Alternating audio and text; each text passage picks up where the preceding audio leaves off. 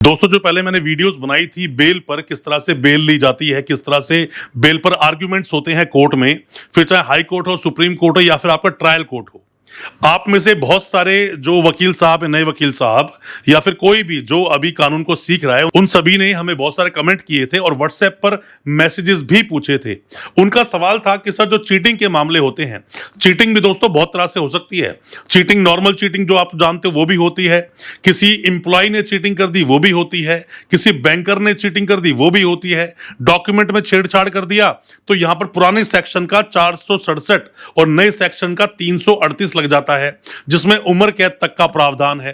तो मैं आज आपको बताऊंगा कि आप अगर चीटिंग फोर्जरी के मामलों में आर्ग्यूमेंट करने जाते हैं, किन किन बातों का विशेष रूप से आपको ध्यान करना चाहिए, किन बातों से आपकी बेल नहीं होगी, कब तक आपको बेल लगानी चाहिए। आप में से कोई भी नए वकील साहब है, वीडियो बहुत काम का है। आप में से कोई भी लॉ स्टूडेंट है, आपका सगा संबंधी जानकार कोई भी जेल में है या आप पर कोई मुकदमा चल रहा है, केस कोई चल रहा है, तो वीडियो को पूरा देखना। दोस्तों होता क्या है कि आप जब भी कभी बेल मूव करते हो चीटिंग फोर्जरी के मामलों में, तो आपको यह देखना पड़ता है कि मामला सिर्फ चीटिंग का है या फोर्जरी के सेक्शंस उसमें ऐड किए गए हैं।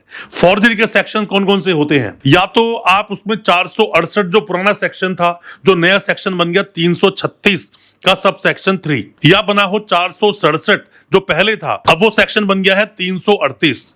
तो ऐसे मामलों में मान लीजिए कोई डॉक्यूमेंट्स आपके पास आए, क्योंकि सवाल हमारे पास ये था कि सर मुझ पर ये सेक्शन 467 लगना चाहिए या 468 लगना चाहिए, 336 में केस दर्ज होना चाहिए या 338 में केस दर्ज होना चाहिए, सवाल ये था। दोस्तों आप ना देखो, जब भी कभी ऐसे मामले आपके सामने आते हैं फॉर्जरी वाले, जिसमें ये सेक्शंस ऐड होते हैं, तो आपको ये देखना है कि जो फॉर्जरी हुई वो किस तरह से हुई।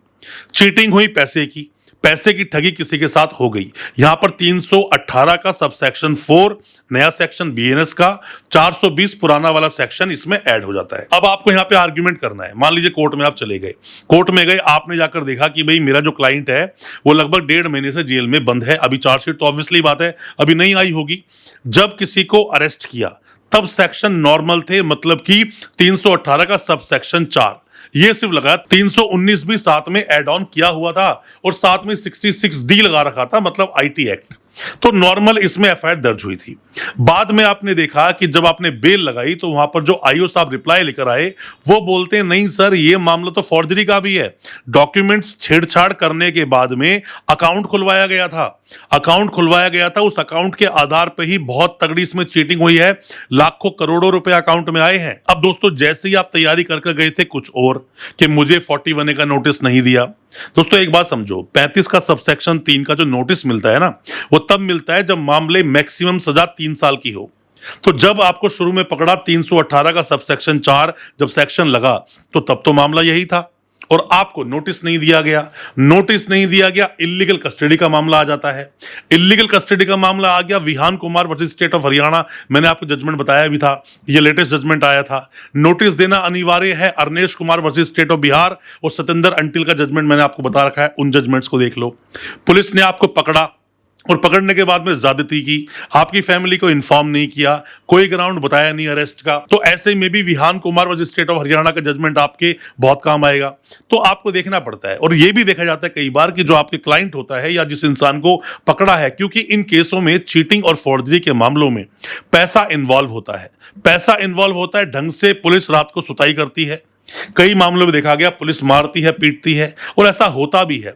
आप करते रहते हो कि सर मैं आपको बता रहा हूं, सर मैंने आपको ये बताया, सर मैंने वो बताया। पुलिस वाला अपनी पावर का मिसयूज करता है। यहां पर गालिब का एक शेर भी दोस्तों मुझे याद आता है कि हर बात पर पूछते हो कि तू क्या है, हर बात पर आप पूछते हो कि तू क्या है, आप ही बताओ ये अंदाजे गुफ्तगू क्या है। और मैं इसलिए ये बात बोल रहा हूं कि वहां तो आप करते हो और वहां पर वो मारता पीटता है, तू करता है। हाँ भाई तेरा नाम बता, तेरा बाप क्या करता है, तू क्या काम करता है, तू कब से इस लाइन में है। तो ये बदतमीजी है जो बदतमीजी पुलिस वाले करते हैं, क्योंकि पैसा इसमें इन्वॉल्व होता है। और क्यों पुलिस वाले बदतमीजी करते हैं? पैसा इन्वॉल्व होने की वजह से। ये चीज दोस्तों छुपी नहीं है। अब सेक्शंस की हम बात कर लेते हैं, किन सेक्शंस में ये ऑफेंस दर्ज होते हैं।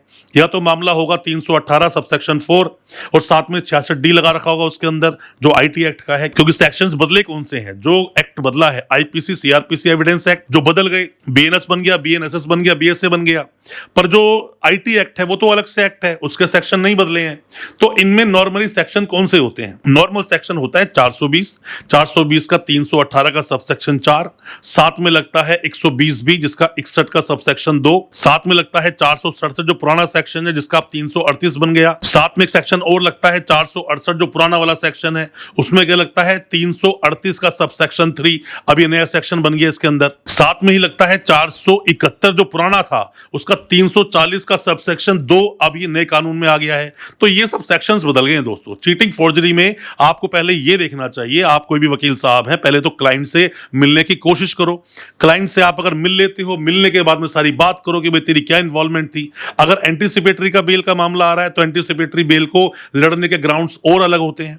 इस चैनल पर मैं तो आपको सबको यही बताता हूं किस तरह से आप केस लड़ेंगे। आप नए वकील साहब हैं, आप कोई भी कानून की जानकारी ले रहे हो तो किस तरह से केस को लड़ा जाए, सेक्शंस के बारे में डिटेल में, कैसे बेल लोगे, कैसे बेल डिसमिस होगी, ये सब मैंने फाइट फॉर ट्रू अपने दूसरे चैनल में बना रखा है।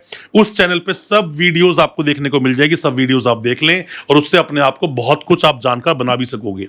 यहां पर नए वकीलों के लिए वीडियोस बनाई जाती है ताकि आपको मैं जानकारी दे सकूं, अपना पर्सनल एक्सपीरियंस जो मैंने लिया है खुद प्रैक्टिस कर ट्रायल कोर्ट्स में, हाई कोर्ट में, सुप्रीम कोर्ट में कई सारे केसेस को जो फाइट किया, उसके आधार पर मैं वीडियो आपके लेकर आया हूं। इसी पर एक वीडियो और लेकर आएंगे कि इन सेक्शंस में सजा कितनी कितनी है, कितनी कितनी सजा होती है, बेल कब तक मिलती है, चार्जशीट कब तक लगती है। इनके बारे में भी आप अगर जानना चाहते हो कमेंट बॉक्स में सवाल पूछना, जो कमेंट बॉक्स में सवाल आते हैं उस पर भी मैं वीडियो लेकर आता हूं। तो उम्मीद करता हूं चीटिंग फॉर्जरी पर जो मैंने आपको बताया आपको समझ आया होगा। फिर भी कोई भी किसी तरह के डाउट से सवाल है कमेंट बॉक्स में सवाल पूछें और कुछ जानना चाहते हैं दिए गए नंबर पर व्हाट्सएप करें, आपको हम रिप्लाई जरूर करेंगे। उम्मीद करता हूं आज का हमारा वीडियो आपको अच्छा लगा होगा। अच्छा लगा हो आज का वीडियो, चैनल को सब्सक्राइब करना बिल्कुल ना भूलें, साथ में लगा बेल आइकन जरूर दबा दें ताकि इसी तरह की लीगल अवेयरनेस की वीडियोस आप तक पहुंच सके सबसे पहले। बहुत बहुत शुक्रिया और धन्यवाद हमारे इस वीडियो के साथ बने रहने के लिए।